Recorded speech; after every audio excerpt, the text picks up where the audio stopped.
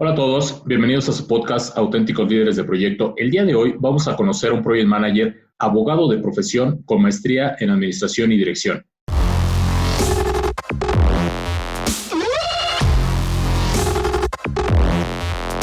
Hoy está con nosotros desde Jalisco, México, Iván Soto Domínguez, PMP número 3049, de un total de 5,083 PMPs en México, certificado en diciembre de 2014. También cuenta con certificaciones como Scrum Master y Safe Agilist. Iván, un gusto saludarte y gracias por aceptar la invitación. Al contrario, muchas gracias por la oportunidad de platicar con ustedes y de ir conociendo a más personas que compartimos la profesión. Iván, eres abogado de profesión. Si bien es sabido que la administración de proyectos complementa a cualquier profesión, es diferente cuando ya te dedicas por completo a liderar proyectos. Cuéntanos cómo un abogado de profesión se convierte en líder de proyecto con certificaciones tan importantes como SAFE. Me queda claro que es un perfil bastante diferente, sui generis. Siempre pasa que en entrevistas me preguntan básicamente eso. No lo puedo negar, soy abogado titulado por la Universidad de Guadalajara, pero fuera de los abogados, la mayoría de la gente tiene una visión de que el abogado siempre se la pasa en juzgados, en demandas, en pleitos, y sinceramente esa parte a mí nunca me llamó la atención. O sea, no me enfoqué en eso. Obviamente tuve que cumplir algunas materias y cumplir requisitos en la universidad, pero yo me enfoqué más no en estar litigando, en estar peleando, más bien en derecho corporativo, administrativo. Mi servicio social fue en el SAT, en Hacienda, aprendiendo derecho fiscal. Y cuando salí, de hecho, trabajé, mi primer empleo fue en una oficina de enlace comercial que había de la ciudad de San Antonio, Texas, ciudad hermana con Guadalajara, y era la oficina donde se buscaba promover los enlaces comerciales, buscar empresas de Jalisco, del occidente de México, que buscaran invertir en el sur de Texas y ayudar a empresarios de aquella zona a buscar sobre todo maquila o productos aquí. De ahí refinar un poquito habilidades, sobre todo de customer service. Duré 3 años ahí, cerró la oficina cuando fue la crisis del 2009, 2008, y mi primer contacto directo ya sobre todo considerando que el project management es más común en esta zona, en empresas de tecnología, entré a Tata, TCS, un proyecto que se volvió gigante aquí en Guadalajara, que ahora hay más de 2,500 personas para un banco militar, y yo fui de los primeros. Y ahí fue como la primera parte, mi primer acercamiento a la metodología, porque el manager que yo tenía era una persona de la India, y pues nos estaban explicando de cómo se llevaba a cabo un proyecto, las etapas que tenías que ir, pues una especie de quemando los puentes, pero avanzando hasta que tuviera la autorización. Ibas generando una etapa, autorizaban a seguirla, a moverte hacia adelante, y entonces seguías la vida del proyecto hasta el final. Fue como mi primer acercamiento, y después, por esta relación con el que fue mi manager, 3 años después me invitó, el cambio de compañía, de Tata a HCL, me invitó a otro proyecto que ahora sí era más importante, más robusto en cuanto a tamaño y duración, y era un centro de servicio en Latinoamérica, ahora sí ya con la posición como Project Manager Junior, explicándonos que teníamos que hacernos cargo. Fue como cómo aterrizó un abogado en este mundo, y pues desde hace 7 años ir conociendo la metodología y cada vez ir aprendiéndola más, y al mismo tiempo de irla practicando, pues ir conociendo, por ejemplo, pasé de Waterfall, de qué es, y el PMP, empezar a ver que en algunos proyectos y en algunos equipos ya de desarrollo, pues es más práctico y es más común Agile, y así que había que aprender un poquito de Scrum Masters y de esa metodología, y pues la última sí, el Agilist, que es como escalar todo eso en equipos más grandes. Creo que es como a grandes rasgos la historia de cómo termina un abogado en el mundo de IT. Siempre es interesante, Iván, saber cómo hemos llegado cada uno de nosotros a la parte de gestión de proyectos, y las carreras que más tienen esta profesión, pues es la parte de tecnología. Te comparto que a mis equipos de trabajo, por lo regular les comento que nosotros somos como abogados. ¿Por qué? Porque necesitamos entender muy bien el contrato o el documento que originó el proyecto. 2, necesitamos cuidarnos la espalda, pues con documentación formal, como pueden ser correos o alguna minuta o ese tipo de documentos. Luego 3, necesitamos pensar muy bien qué es lo que estamos diciendo, porque todo en algún momento pues puede ser usado en nuestra contra. y obviamente saber y entender muy bien lo que estamos firmando. Tú como abogado, ¿crees que tengas alguna ventaja sobre estos temas por tu profesión? Buena pregunta. No lo había considerado así. Diría, la verdad es que también desde la parte de abogado y ahora como project manager, quizá no soy el perfil apegado 100% al libro. Digo, si es comprender de qué se trata, pero también entender, yo creo que el perfil que he aplicado más como project manager es la parte de customer service. Sí entender que las cosas tienen un porqué y un deber ser y cada etapa lleva una serie de requisitos, pero muchas veces encontrarle el como sí. O sea, y de en cambio, por ejemplo, igual muchos abogados es encontrar o el justificar el cómo no. O sea, ¿sabes qué? No se puede, no está permitido, no está hecho. Y en cambio, en esa parte que yo estuve como customer service y también, digo, alguna parte de mi vida, trabajé en una agencia aduanal, así que llegaban los clientes con los problemas de, oye, ¿cómo puedo exportar esto? Bueno, es que la primera impresión es, o la primer acercamiento es que la legislación aduanera dice que no se puede. Ok, ya sé que no se puede. ¿Cómo sí? Buscar algún permiso, alguna exención. Digo, esa parte sí, digo, siendo en México un país todavía de derecho escrito donde nos tenemos que acostumbrar a leer y tal como tú dices, a poner mucha atención en los puntos finos y en las letras pequeñas, esa parte sí creo que ayuda tener esa costumbre de leer los detallitos en pequeño y entender que bajo esas reglas cómo se le puede dar la vuelta, como te digo, para encontrar un cómo sí hacer las cosas. Digo, en ese punto creo que sí ayuda o puede ayudar a otra persona con la formación de abogado porque tiene la costumbre de leer y afinar y no dejar ningún cabito suelto en alguna cláusula, pero conjugado con un customer service o la actitud de buscar el cómo sí para no limitarse a, no, es que no se puede y no se puede y no se puede. Sí, exacto. Y yo creo que tu formación administrativa te ayuda muchísimo en esos temas, más que una formación técnica, que lo contrario es de que la gente técnica sube hacia la parte administrativa y a veces cuesta un poco más de trabajo. Comentabas también que vienes de Tata, y yo creo que los primeros acercamientos hacia la administración dependen mucho en qué empresa iniciaste. Obviamente, esta empresa es una empresa enorme y es uno de los líderes para la parte de agilidad. Entonces, ahora entendemos por qué te fuiste yendo hacia la parte de agilidad. Dime tú, ¿qué ventajas le ves a la parte de Waterfall cuando empezaste hacia la parte de agilidad o qué nos puedes comentar en esta transición que fuiste desarrollando? Sí, como dices, creció y es un gigante. Digo, ya era bastante grande cuando yo entré. Ya estaba aquí en Guadalajara, creo que ahora son 4 sites. Yo llegué al 2. Y en ese proyecto, en esa cuenta del banco, sí ha crecido. Fuimos primeros 12 en ingresar, pero ya la empresa como tal ya tenía una estructura bastante importante. Lo primero que sí, como que entenderlo, que incluso hasta teóricamente que empiezan, ¿y qué es un proyecto? Es un emprendimiento que tiene un tiempo definido. De repente como que darme cuenta de, ok, no tenía idea de que yo había estado en proyectos, pero había estado en una especie de proyectos. Porque, por ejemplo, habiendo estado en customer service o en oportunidades de negocio, era, ok, tenemos este negocio, este cliente, ¿qué necesita? Es identificar el scope. ¿Cómo lo vamos a hacer? ¿Cuándo se necesita? Era como que muy parecido a un proyecto estructurado sin llamarse así. También me ayudó bastante eso, ir entendiendo las etapas de, ok, esto ya lo he hecho, no es completamente nuevo, es nada más cambiarle el nombre, ponerle el nombre correcto y entender las etapas, pero básicamente la estructura ya la conocía. Y aplicado en Tata o lo que me enseñaron ahí, siendo obviamente Tata es de las empresas, digo que aquí en México hay otras, pero que todavía trae la filosofía, o tenía la filosofía, no sé si ya la cambiaron completamente, de la gente de la India, aplicarla, es una cultura muy jerárquica. Ellos sí siguen los pasos A, B, C hasta el final. Y es siempre, quizá el mexicano somos una cultura no sé si la palabra correcta es improvisar, pero sí como que un poquito más flexibles.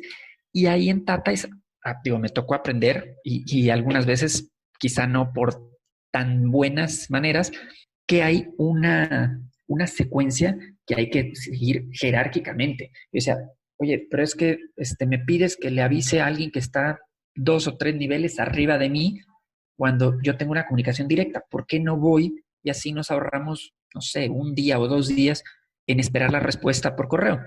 No, es que así debe de ser. Tú notifícale a tu superior para que él notifique al superior para que...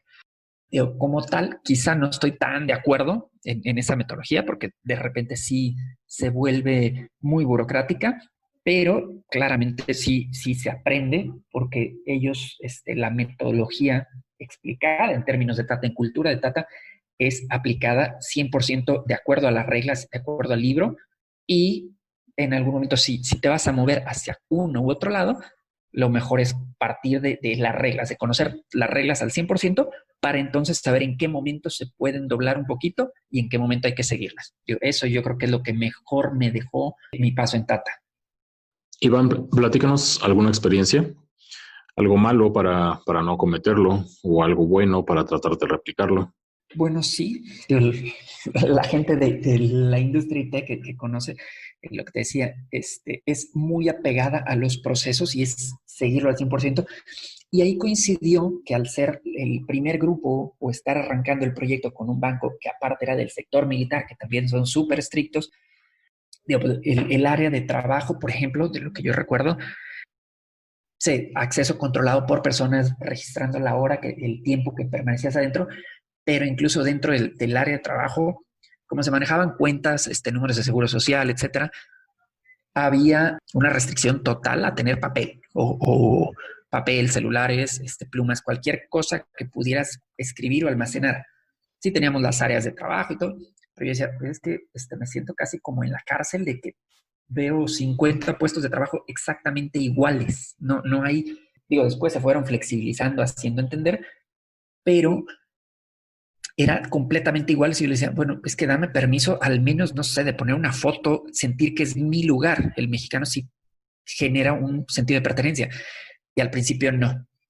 Después, al punto de que el que fue mi manager en esa etapa, después me invitó a otro y tengo todavía 10 años, una muy buena relación, ganándome la confianza y platicando, y me llegó a contar, por ejemplo, que no, es que Tata, los gerentes de proyecto de cuenta, incluso le ofrecieron a las personas del Banco Militar que después de cada día, los últimos 15 minutos, se aplicara una prueba de matemáticas, cálculo simple a cada persona. Y yo decía, oye, ¿y eso como por qué o para qué sirve? Me dice, no, es que como manejas números de tarjeta de crédito, números de cuentas de seguro social, si se te ocurre o si tienes ganas de aprenderte un número, los últimos momentos va a ser pruebas del tipo 325 por 412. O sea, para que la gente pensáramos en números y que se nos olvidara si habías tenido. Y digo, después un ratito le decía, ¿cuántos números quieres que te apunte mañana afuera? Una cara de espanto de, ¿cómo? Sencillo, los números de tarjeta de crédito son 16, los primeros 4 dígitos por lo regular son los mismos. Entonces, si estás manejando con un paquete, 4. Te aprendes otros 4 y cuando sales al baño los apuntas en alguna parte afuera.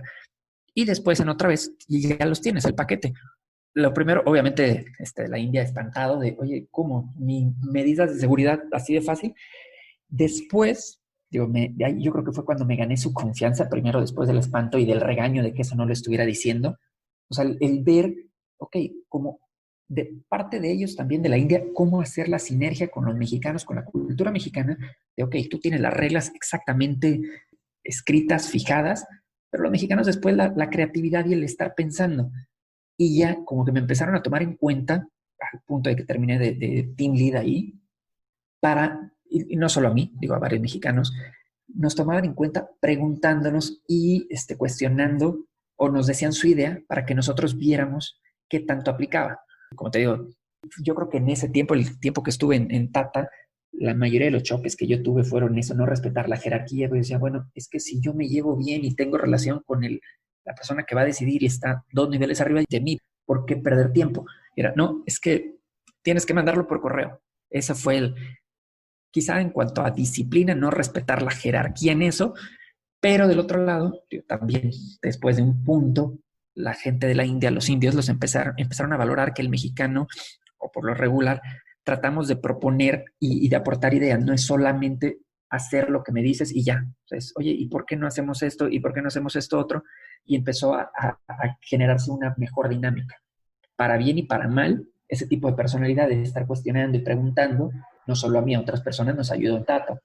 El tema de la cultura, como tú bien lo comentas, ya sea en otro tipo de países o incluso en México, al ser un país tan grande y tener diferentes regiones, ¿qué tanto nos apegamos a la teoría de administración de proyectos?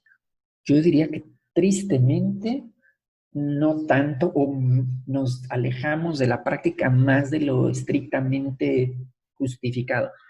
Yo sí soy de las personas que cree que muchas veces seguir los pasos al pie de la letra al 100% te genera retrasos o burocracia que se puede evitar, pero digo, también muchas veces el mexicano es, no sé, change request que no se hacen porque, oye, bueno, es que no voy a detener algo y lo voy haciendo y literalmente terminas entregando un change request junto con el documento de cierre. La cultura del mexicano de improvisación, que si bien es simpática y permite chistes y cualquier cantidad de anécdotas, a la hora de llevar un proyecto y de manejarlo, muchas veces nos juega en contra, porque basado en eso nos permitimos, no solo el project manager, sino muchas otras personas del perfil que sea tester, developer, nos permitimos alejarnos total. Lo estoy haciendo hoy martes, pero si mañana miércoles lo corrijo, nadie se va a dar cuenta o no hay necesidad de informarlo. Esa parte yo creo que sí, digo, no es tan práctica o no es tan positiva que el mexicano la ponga en práctica, porque incluso digo, si ya lo vas a hacer, pero no sé el punto donde al menos informar lo que se está haciendo o buscar compartir la intención de cambiar un poquito. Y digo, ahí sí creo que todavía los mexicanos le podemos o le debemos de aprender muchísimo a la gente de la India, incluso a los ingleses, los británicos también son muy estrictos, muy jerárquicos en cuanto a seguir el paso a paso. Y el mexicano nos brincamos o nos retrasamos basándonos en nuestra propia percepción. Y lo peor del asunto es que impacta los proyectos porque decimos, bueno, es que luego lo hago, luego lo corrijo. Eso que nos comentas, Iván, yo creo que es uno de los grandes problemas a los que nos enfrentamos a liderar algunos proyectos. Ahora coméntanos, fuera de esos grandes corporativos, ¿cómo ves la profesión en Jalisco? Sí, siendo Guadalajara el Silicon Valley mexicano, que hay muchísimas empresas de desarrollo, de manejo y soporte de software, para un project manager creo que es como el primer punto de búsqueda o la industria que más project managers emplea. Un poquito menos industria de la construcción también, digo, incluso alguna vez me llamaron, pero okay, no sé yo realmente de construcción, y a pesar de que el libro y la teoría dice que no necesitas saber, sino ir dando seguimiento, yo creo que sí, para un mejor desempeño sí vale más cuando entiendes de qué se trata tu proyecto lo más técnico posible.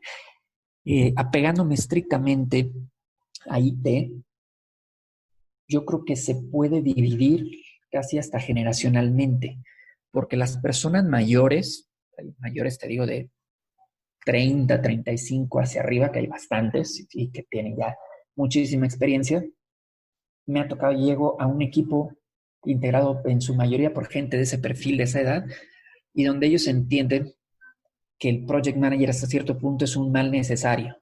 Quizá, ok, todo el mundo va a decir, yo creo que a todo el mundo nos lo han dicho, es que no eres necesario porque pues, tu trabajo es que yo cumpla el mío y si yo cumplo el mío, pues no. Y probablemente tengan razón. Pero, como te decía, las personas ya con más experiencia, por no referirme únicamente a la edad, me ha tocado ver que ellos entienden el rol y es como que, ok, si tengo un project manager que me va a ayudar a quitarme las piedritas en el camino y me va a permitir que yo me enfoque 100% en mi trabajo, en mi computadora, sin tener que estar siguiendo a alguien para una autorización, generando una documentación para un change request. Ese tipo de personas lo entienden y son los que más le facilitan la vida a un project manager. Pero en cambio, resulta que hay perfiles, sobre todo por edades, donde sí nos ven como un mal necesario, pero todavía no le encuentran el positivo, no lo necesario, simplemente un mal. Es, oye, pero es que aparte de mi trabajo, ¿por qué te tengo que estar diciendo cómo voy? Y es que no te quiero tener que estar diciendo cada día o cada semana cómo voy y qué estoy haciendo. Hasta el punto donde nos necesitan. Me ha pasado de, ok, pues va, total, si quieres hacer tu trabajo completamente aislado, adelante, pero me ha tocado que la mayoría de las personas a la larga sí necesitan, oye, es que necesito un acceso a alguien, un acceso a una credencial, una base de datos, o necesito algo porque me voy a retrasar, necesito ayuda. ¿Sabes con quién lo puedo hacer? Entonces empiezan a valorar la figura del project manager, que es un facilitador. Y además de facilitador, el tener quizá contactos y una visión más amplia en cuanto a todo el equipo de trabajo, y que un desarrollador, un developer, por ejemplo, en lugar de estar buscando a quién le va a dar, es más fácil dirigirse a uno y es, ok, pues ve haciendo otra cosa hoy y yo me encargo de ayudarte. No sé, aparte de generacional, llega al punto donde, como te digo, es un mal necesario, pero hasta el momento donde todas las personas le encuentran un lado positivo, un punto positivo, recibir ayuda del project manager, en ese momento ya empieza a cambiar el trato. Antes de eso sí me ha tocado, como a todo el mundo yo creo, perfiles y personas donde es estar una resistencia, no sé, teórica, donde es no te necesito, no te quiero hablar. Digo, a la larga, unos necesitamos de los otros. Sí, es correcto, Iván. Es complicado cuando los recursos tienen esta mala percepción del project manager, pero creo es peor cuando el cliente tiene la percepción de que no necesita al project manager. Esta profesión se ha degradado bastante con la idea de que no es una posición técnica y la puede hacer cualquier recurso, ya sea que se encuentre dentro de la misma empresa, dentro del mismo cliente o dentro de los mismos equipos de trabajo. También se ha degradado por las personas que no investigan otras prácticas o habilidades suaves o no tratan de tomarse en serio la posición. Y los equipos o los clientes simplemente los ven como la persona que va y pide el estatus o la que va en las mañanas y pasa la lista. En fin, siento que es una profesión que muchos ven muy sencilla y muchos clientes pues no han tenido tampoco el trabajo con un auténtico líder de proyectos. ¿Tú qué nos recomiendas o qué recomendarías para empezar a revalorizar la profesión? Tío, yo creo que también depende muchas veces del tamaño de la cuenta, del proyecto o del equipo para alcanzar a justificar la figura o la labor del project manager.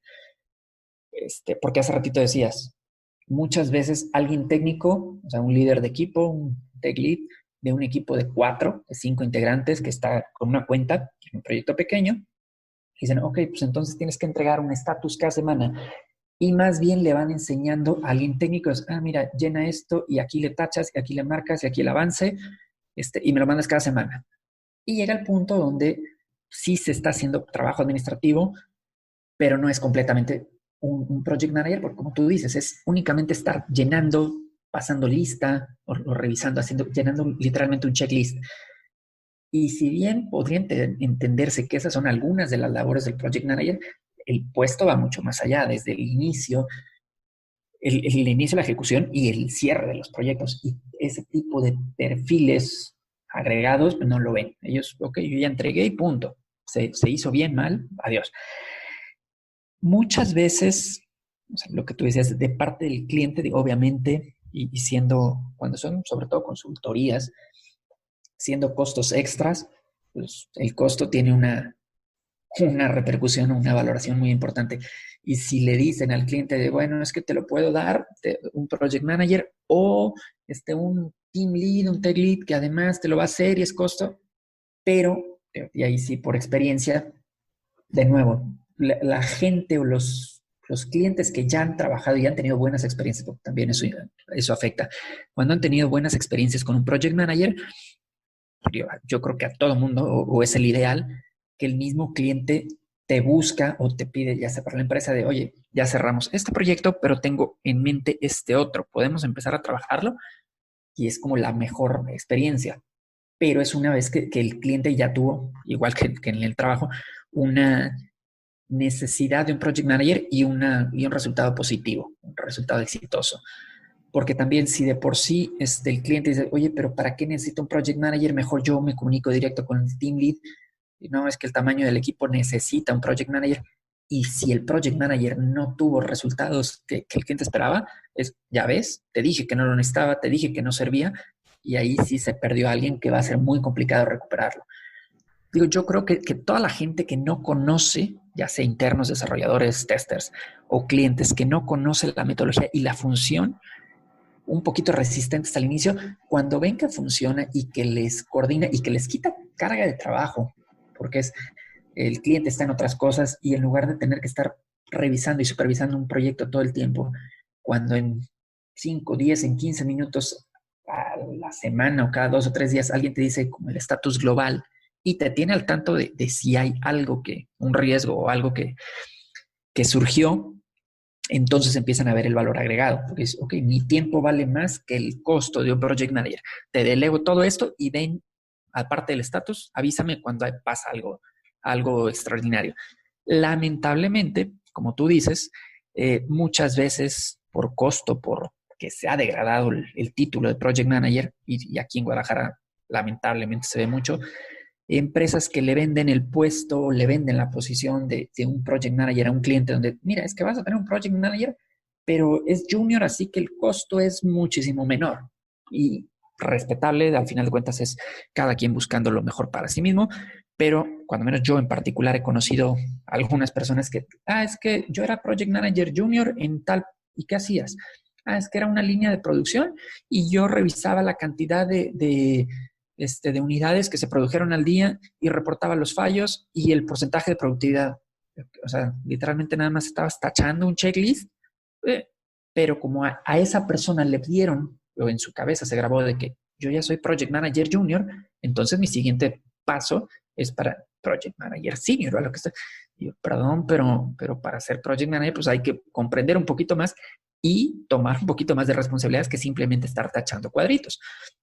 Se vuelve tanto a la persona que le venden esa idea de que eso es lo único que hace un project manager, como al cliente que le están vendiendo la idea de que eso es un project manager. Digo, a la larga pues nos impacta a todos los que ya tenemos un poquito más de experiencia o hasta las certificaciones, porque pues dicen, no, es que ¿para qué te necesito a ti cuando tengo a alguien que sí, menos experiencia, pero lo va a hacer? Y no, es que no es solo llenar cuadritos y marcarte un reporte diario. Depende también ahí, no sé hasta qué punto, obviamente las empresas consultoras, si no pueden colocar a un project manager senior porque cuesta 10, van a tratar de ofrecer a un project manager vendido como junior, que no lo sea, y lo acomodan en 5, por decir algo. Y eso, como te digo, degrada la posición, degrada la profesión, el título, degrada ante el cliente y a la larga le impacta a la persona que realmente se crea que esa labor es meritoria de un project manager junior, porque cuando lo colocan, ok, entonces yo ya soy project manager, y lo colocan en un proyecto de inicio a fin, no tienen ni idea de hacia dónde moverse. Ahora, Iván, cuéntanos un poco desde tu perspectiva, desde cómo lo vives, ¿qué crees que se esté haciendo bien en México para esta profesión? Tío, yo creo que dentro de, así como dices tú, todo lo malo y las malas prácticas que existen, digo, eso no se puede negar, el simple hecho de que se empiece a promover que cada proyecto, que cada cuente con un project manager, así sea alguien sin la preparación o sin la capacidad o sin las actividades idóneas de un project manager, el simple hecho de poner en el mapa la figura de project manager ya es una ganancia, porque muchas veces era el team lead, hace las labores del administrativo del equipo y va y hace negociaciones con el cliente en cuanto a calendario, en cuanto a alcance. Y si bien parte técnica era adecuada, la parte administrativa pues muchas veces metía en más problemas al proyecto de los que resolvía, porque el team lead únicamente veía cosas técnicas de su equipo, no alcanzaba a dimensionar las relaciones con otros. Entonces, el hecho de que ya, totalmente de acuerdo que hay empresas que abaratan mucho hasta la certificación y el entrenamiento y te lo facilitan demasiado. No es que tenga que ser imposible, pero que facilitan demasiado el título sin tener el conocimiento o la preparación, pero también hay algunas otras que están aumentando la presencia o la penetración de los cursos y de entrenamientos. Por ejemplo, cuando yo, ¿qué fue? 2013, con estas personas de la India que me explicaron de, mira, es que existe un organismo mundial que certifica cuando lo haces. La verdad es que yo le preguntaba a algunos compañeros y la mayoría no tenían idea de eso. En estos años ha cambiado y ya la gente entiende, ok, y Project Manager y tienes la certificación, o sea, ya sabe la gente o la mayoría empieza a dimensionar que existe algo que regula a los Project Managers, no es únicamente un título de decir, vengo y ya soy. O sea, hay algo detrás que sí necesita. Y lo mismo, las empresas han ido madurando, que si bien todavía se busca en malas prácticas cuidar el negocio a costa del presupuesto con los clientes, pero sí el mantener o incrementar sobre todo, por ejemplo, en las últimas 2 empresas donde yo estuve, los project managers que teníamos de certificación se armaban una especie de cursos internos para gente que le interesaba tener la certificación y aplicar. Era como compartir la experiencia y revisar la preparación que incluía. Eso lo veo bien de las empresas. Digo, obviamente es un negocio y al final les sirve y les beneficia porque venden un recurso más preparado, pero el facilitar a la gente, porque por ejemplo, yo sí tomé la decisión cuando supe, digo, ok, vamos a ver, pagarme un curso de entrenamiento, estar estudiando, tener el libro y aplicar el examen. Pero sí conocí gente que no sé, lo veían eso como un gasto, no, pero es que es muy caro. Ok, certifícate y eso te abre puertas, te da conocimiento. No, pero es que si lo hago, pues no, mejor me espero a que la empresa me lo pague. No, también hubo mala práctica, por ejemplo, aquí en Guadalajara, que hubo algunas empresas que decían, ok, yo te lo pago. Le pagaban el entrenamiento y el examen y la gente también, mal hecho de parte del usuario. Si no aprobabas, era como que dinero perdido de la empresa. Y ahora lo que hacen es, cuando lo puedes negociar, es a reembolso. Yo te facilito, internamente te pongo en contacto y armamos un grupo con la gente certificada, págate el examen, lo apruebas y entonces se puede negociar el reembolso. Pero las mismas empresas están facilitando eso internamente, compartir el conocimiento. Y siempre y cuando haya gente interesada realmente en aprender, va a ir creciendo y se va a volver un círculo virtuoso de ir incrementando la calidad, porque al final de cuentas yo creo que es una actividad, una profesión donde se va enriqueciendo de maneras de pensar diferentes y de prácticas diferentes, porque cada proyecto es diferente y cada persona somos diferentes. Y en cambio de compartir, mira, es que yo hice esto, yo lo hubiera hecho de otra manera. Así que todos los círculos de excelencia o grupos dentro de las empresas, incluso PMOs que se arman, aunque no sean formales, ayudan mucho para ir compartiendo, ir profesionalizando y mejorar la calidad de todos. Excelente, Iván. Ahora, por último, coméntanos, por favor, ¿qué no te gusta de ser líder de proyecto? ¿Y qué es lo que sí te gusta de serlo? Un parte de positivo y negativo, de que teóricamente la parte del project manager, donde no somos responsables de nada directamente, pero a la vez somos responsables de todo, de que funcione. Y me explico. Un project manager, como no reportan directamente los recursos con nosotros, creo que a todos nos pasa de repente un recurso, una persona donde no es la mejor, genera el mejor ambiente o el ambiente más positivo para estar trabajando. Pero ok, escálalo. Bueno, voy con su manager, con su líder directo y, oye, pasó esto. Bueno, vamos a ver. Para bien y para mal, ok, pues no es mi responsabilidad, pero al final de cuentas sí lo tenemos que hacer. No permite que el project manager, o en muchas veces, algunas sí se puede, no permite un acercamiento más directo de, oye, a ver qué problema hay. Porque también, y siendo sobre todo en empresas de consultoría, se tiene que cuidar y se tiene que privilegiar hasta cierto punto, y un punto muy alto, el negocio. O sea, ok, muchas veces pasan cosas al interior del equipo que no se le puede contar al cliente, porque al final de cuentas, pues el cliente, a mí entrégame y si funciona y no me interesa el cómo, a mí me entregaste en tiempo, en forma y en presupuesto, adelante.